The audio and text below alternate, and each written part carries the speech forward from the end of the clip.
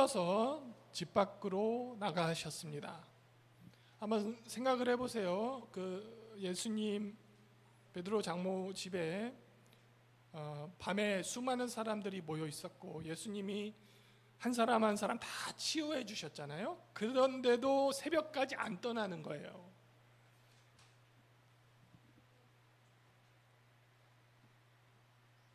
주님의 명성이 이렇게 급격하게 상승했고 그 집은 단순한 거처가 아니라 대중적 인기를 상징하는 장소가 되어버렸어요. 예수님은 이 대중적 명성과 그 인기가, 사람들에게 있는 인기가 예수님 사역의 본질을 흐릴 수 있는 일종의 유혹임을 아셨습니다.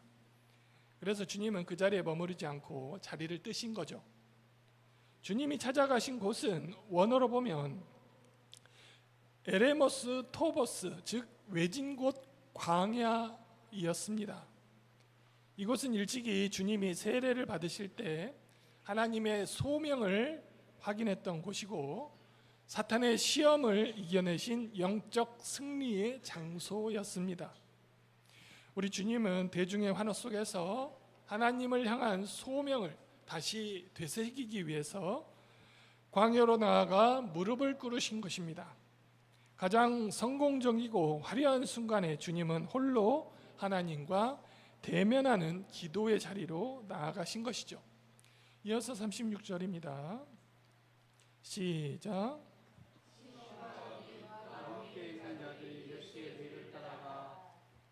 예수님께서 사라지자 제자들이 움직이기 시작합니다. 마가는 시몬과 및 그와 함께 있는 자들이 주님을 뒤따라갔다, 찾아 나섰다 이렇게 기록합니다. 그런데 여기서 성경이 사용한 뒤따라가, 뒤를 따라가라는 단어는 단순한 행동을 의미하지 않습니다. 이 단어는 강력한 부정의 뜻을 갖고 있어요. 구약 성경에서 주로 대적들을 공격할 때, 추격할 때, 뒤쫓아갈 때 이 뒤따라가 이 말을 사용했어요. 즉 제자들이 이 행동을 한 것은 주님의 기도를 방해하고 주님의 발걸음을 강제로 되돌리려는 인간적인 열망이 섞인 반갑지 않은 예수님의 영역의 침범이었어요.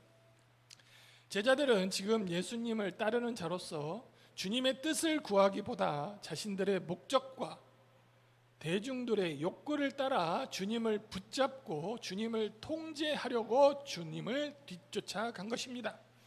이어서 37절입니다. 시작. 마침내 주님을 찾아낸 제자들이 숨을 헐떡이며 말을 합니다. 주님, 모든 사람이 주님을 찾습니다. 성도 여러분, 이 말은 언뜻 들으면 복음이 왕성하게 전파되는 긍정적인 상황처럼 보입니다. 하지만 마가복음 전체에서 찾는다는 단어는 대부분 예수님을 대적하는 자들이, 주님을 오해하는 자들이 자신의 유익만을 추구하기 위해서 부정적으로 사용된 단어입니다. 지금 제자들은 가버나움에 불어닥친 엄청난 인기와 성공에 도취되어 있습니다. 예수님 지금 물이 들어왔을 때 노를 저으셔야 됩니다. 어디 가십니까? 온 동네 사람들이 당신을 연호하며 기다리고 있습니다. 어서 돌아가서 이 성공을 우리와 함께 나누십시다. 이것이 제자들의 외침이었습니다. 그들은 주님의 소명이 무엇입니까? 하나님이 예수님을 이 땅에 왜 인간의 육신을 입게 하시고 보내셨습니까? 주님은 십자가를 지셔야 했습니다. 주님은 주님의 소명보다 눈앞에 보이는 대중의 반응과 화려한 결과의 마음을 빼앗기지 않았습니다. 38절입니다. 시작. 이르시되 우리가 다른 가까운 마을로 가자. 거기서도 전도하려니 내가 이를 위하여 왔노라 하시고. 예수님은 자신을 붙들려는 제자들의 요구를 단호하게 거절하십니다. 그리고 사역의 방향을 완전히 전환하십니다.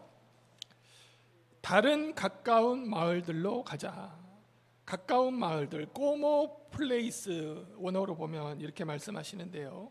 여기서 마을들이라는 말은 가버나움과 같은 큰 도시가 아니라 소외되고 소박한 민초들이 사는 삶의 터전을 의미합니다. 주님은 대중의 인기를 쫓아 한 곳에 머무는 스타가 아니라 가장 낮은 곳으로 찾아가는 복음 선포자가 되기로 결정하셨어요. 여러분, 왜 주님이 그렇게 하셨습니까? 주님이 분명하게 말씀하십니다. 이것을 위해 내가 떠나왔기 때문이다. 여기 떠나왔다 혹은 나왔다라는 선언은 단순히 공간적인 이동만을 뜻하지 않습니다. 이것은 하나님 나라의 복음을 온 세상에 전파하기 위해서 하늘 보좌에서 이 땅에 임하신 주님의 소명을 나타내는 거예요. 주님은 사람들의 환호에 이끌려 움직이는 분이 아니라 오직 하나님이 부여하신 하늘의 소명과 목적에 따라 움직이는 분이셨습니다. 39절 보시죠. 시작. 이에 온 갈릴리에 다니시며 그들이 여러 회당에서 전도하시고 또 귀신들을 내쫓으시더라. 방금 전까지 베드로의 집에 있던 예수님이 곧바로 행동에 옮기십니다. 제자들을 이끌고 온 갈릴리를 두루 다니시며 회당에서 하나님 나라를 선포하셨고 어둠의 세력에 사로잡힌 자들에게서 귀신들을 쫓아내셨습니다. 여기서 마가는 주님의 치유 사역보다 귀신 내쫓는 사역을 더 강력하게 강조합니다. 이것은 단순히 병을 고치는 차원을 넘어서 하나님 나라가 도래함으로 인해서 악한 귀신의 세력들은 완전히 패배했음을 보여주는 강력한 증거가 됩니다.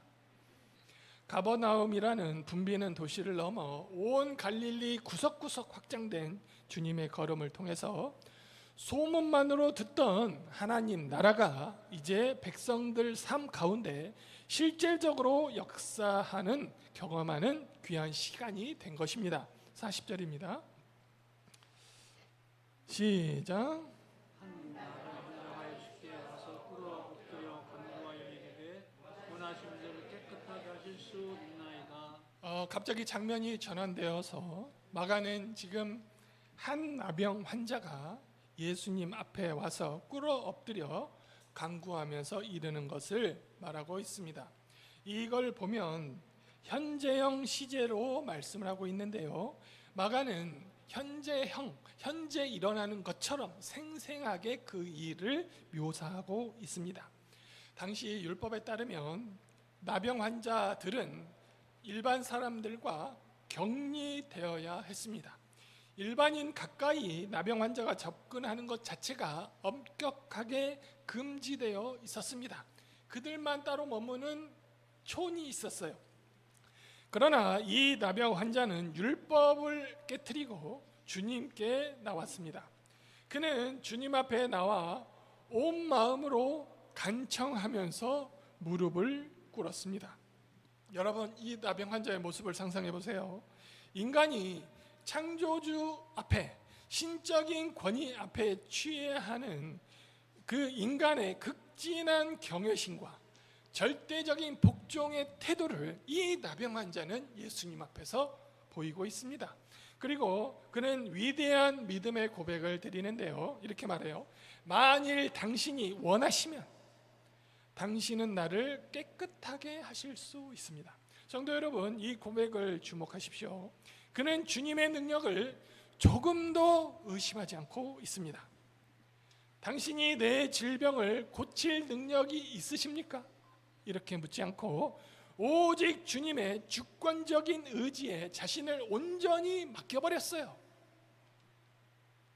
주님이 원하시기만 하시면 자신 같은 비참한 인생도 깨끗해질 수 있다는 이 나병 환자의 전적인 주님을 향한 신뢰, 이 믿음의 고백이 있었던 것입니다. 41절입니다.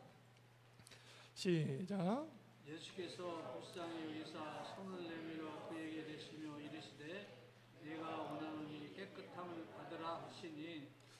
주님이 그 나병 환자의 그 절박한 믿음에 어떻게 반응하십니까? 성경은 먼저 예수님의 내면을 보여주십니다. 주님은 그를 불쌍히 여기사라고 기록하고 있어요.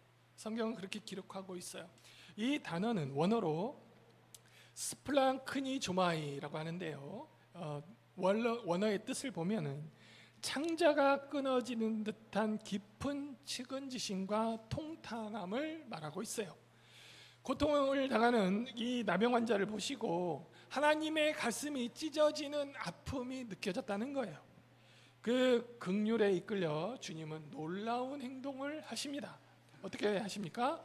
손을 내밀어 그에게 대시며 이르시되, 율법에 의하면 부정하기 짝이 없는 나병 환자에게 손을 대는 사람은 그 사람이 나병 환자와 똑같이 부정해져요. 율법에 의하면 손을 대면 예수님도 나병 환자처럼 부정해져요. 그러나 예수님은 율법을 다 아시는 그분이 그를 만지셨습니다. 주님은 이 접촉은 나병 환자에게 큰 위로가 되었습니다. 그는 오랜 세월 격리 되어서 인간의 따뜻한 손길 한 번도 느껴보지 못했어요. 그는 외롭고 내면에 상처가 가득했고 그를 예수님의 손이 어루만져 주셨어요. 그것이 바로 치유였고, 예수님의 이 행동은 인간이 만들어 놓은 부정함과 정함의 경계선을 허무시는 주님의 주권적인 행동이셨습니다. 그리고 말씀하셨습니다. 내가 원하노니 깨끗함을 받으라. 환자가 구했던 주님의 말씀이 마침내 떨어지자마자 정결케 되는 하늘의 역사가 시작이 되었습니다. 42절입니다. 시작.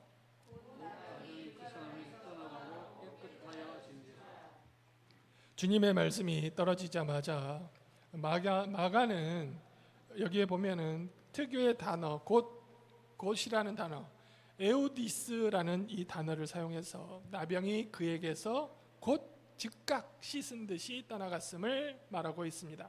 본문은 나병이 떠나갔다, 그는 깨끗해졌다라는 표현을 나란히 배열해서 치유의 즉각성과 완전성을 강력하게 확증하고 있습니다. 단순히 그 피부병 같은 증상이 완화된 것이 아니에요. 나병 환자는 살이 썩는, 신경이 죽는 그 질병이 잠복해 있다가 끊이지 않고 계속 발현이 되는 게 나병 환자예요. 이 바이러스가 눈으로 가면 눈이 썩어요. 팔로 가고 다리로 가면 팔, 다리가 썩어져 가요. 주로 이게 끝에 신경에 오는데 손가락이 없는 사람이 많아요. 신체 장애인도 많고 병상에만 누워 있어야 하는 사람도 많습니다. 캄보디아 나병 환자 병동에 가서 직접 그들을 보고 만진 적이 있는데, 그때 생각해 보면 전염될까 봐 겁이 많이 났었던 기억이 있습니다. 주님은 그의 썩어 들어가는 몸을 완벽하게 회복시켰을 뿐만 아니라 종교적 사회적인 죽음 상태에 놓여 있던 그 한 인간을 다시 하나님 백성의 공동체로 온전히 회복시켜서 복귀할 수 있는 길을 열어주셨어요. 그러니까 주님이 치유하시면 온전해지시는 거예요. 주님은 항상 온전하게 완벽하게 치유해 주십니다. 그 베드로 장모를 치유했을 때도 즉각 수종을 들었더라 이렇게 나오잖아요. 이어서 43절입니다. 시작. 그런데 여러분, 치유 직후 예수님의 태도가 갑자기 돌변합니다. 마가는 주님이 그를 엄히 경고하셨다라고 적고 있습니다.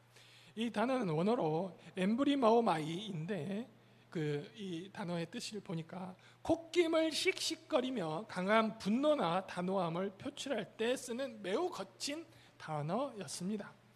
게다가 그를 내보내다 에클발로라는 이 말의 뜻은 내쫓을 때 강하게 밀어냈음을 또 의미하고 있습니다. 여러분, 왜 따뜻하게 치유하셨던 주님이 갑자기 이렇게 거칠고 엄하게 행동을 하셨을까요? 예수님은 이 나병 환자 치유 사건이 몰고 올 대중적 파장을 경계하시고 계시는 거예요. 사람들이 오직 주님을 병을 고치는 기적을 수행하는 자로 오해하고 때를 지어 몰려올 때 하나님 나라의 본질은 어디 가고 예수님의 소명인 복음 전파 사역은 어디 가고 예수님이 계속 그들에게 방해받고 시달릴 것을 아시고 이 나병 환자에게 단호한 조치를 취하신 것입니다. 44절입니다. 시작. 이르시되 삼가 아무에게도 아무 말도 하지 말고 가서 네 몸을 백성에게 보이고 내가 깨끗하게 되었으니 모세가 명한 것을 들여 그들에게 증하셨다. 자, 이 말씀을 보시면 우리 예수님은 나병 환자에게 구체적인 지침을 내리십니다. 첫째, 아무에게 아무것도 말하지 말라. 예수님의 그 인간들의 선동에 휘둘리지 않으려는 뜻이 담겨 있고요. 둘째, 가서 제사장에게 몸을 보이고 모세가 명한 예물을 드리라. 이 말씀이었습니다. 예수님은 자신이 율법을 파괴하러 오는 무법자가 아님을 여기에서 보여주고 있습니다. 당시 법에 따라 나병 환자는 공식적으로 치유 판정을 받으려면 오직 제사장의 허락을 받아야 했습니다. 주님은 그가 합법적인 절차를 밟아 사회에, 이 공동체에, 유대인 공동체에 당당히 복귀하기를 원하셨고 동시에 제사장들에게 무뎌진 종교 지도자들에게 주님은 자신의 권능이 어떤 권능인지 똑똑히 보여주기를 원하셨습니다. 이어서 45절입니다. 그러나 시작. 그러나 그 사람이 나가서 이 일을 많이 전파하여 널리 퍼지게 하니 그러므로 예수께서 다시는 드러나게 동네에 들어가지 못하시고 오직 바깥 한적한 곳에 계셨으나 사방에서 사람들이 하지만 안타깝게도 이 정결함을 입은 나병 환자 예수님께서 명령하신 것 하나도 지키지 못합니다. 그는 그의 입장에서 생각해 봤어요. 진짜 일평생 소외되고 왕따 당하고 구석에서 음침한 데서 그렇게 천박하게 살았습니다. 그런데 치유함을 받았어요. 그는 기쁨을 주체하지 못하고 뛰쳐나가서 예수님의 복음을 선포하는 것이 아니라 자신이 겪은 기적을 사방에 퍼뜨리기 시작합니다. 그렇게도 하고 싶었겠죠. 자기가 치유받았고 이 깨끗함 받은 사람이라는 걸 주변에 알리고 또 싶었겠죠. 근데 그는 불순종한 거예요. 그의 불순종은 즉각적인 결과를 초래했습니다. 이제 예수님은 더 이상 드러내고 도시에 들어가서 사역을 할 수 없게 되었습니다. 대중의 오해와 과도한 관심 때문에 사역의 반경이 심각하게 제한되어 버렸습니다. 그리하여 주님은 도시에서 밀려나 다시 밖에 외진 광야에 머무실 수밖에 없게 되었습니다. 그런데 본문은 마지막에 묘사가 역설적입니다. 주님은 광야로 밀려났지만 사람들은 여전히 사방에서 이 광야에 계신 주님을 향해 끝없이 몰려오고 있었습니다. 결국 주님은 광야에서 영혼들을 맞이하시고 그분의 사역을 이어나가셨습니다. 말씀을 정리합니다. 예수님은 인간들의 욕망과 불순종으로 인해서 화려한 도시에 드러나게 들어가지 못하고 다시 바깥 외진 광야에 머무셔야 했습니다. 그러나 놀라운 반전은 주님이 광야에 계실지라도 은혜를 갈망하는 자들이 사방에서 이 광야로 주님을 찾아 모여들었다는 사실입니다. 세상은 화려한 가버나움의 성공을 쫓아가지만 우리 믿는 자들은 주님을 따라 비록 거칠고 외로울지라도 주님이 계신 곳으로 걸어가야 합니다. 이번 한 주간 세상의 헛된 환호에 마음을 빼앗기지 마시기 바랍니다. 그리고 매일 날마다 하나님과 대면하는 기도의 자리를 사수하시고 내 주변에 소외된 자들에게 사랑의 손길을 내미시고 나병 환자에게 명하셨던 대로 예수님 말씀에 순종하는 충만한 교회 성도 여러분 되시기를 주님의 이름으로 간절히 축복합니다. 다 함께 주님의 이름을 부르고 통성으로 기도하겠습니다. 주여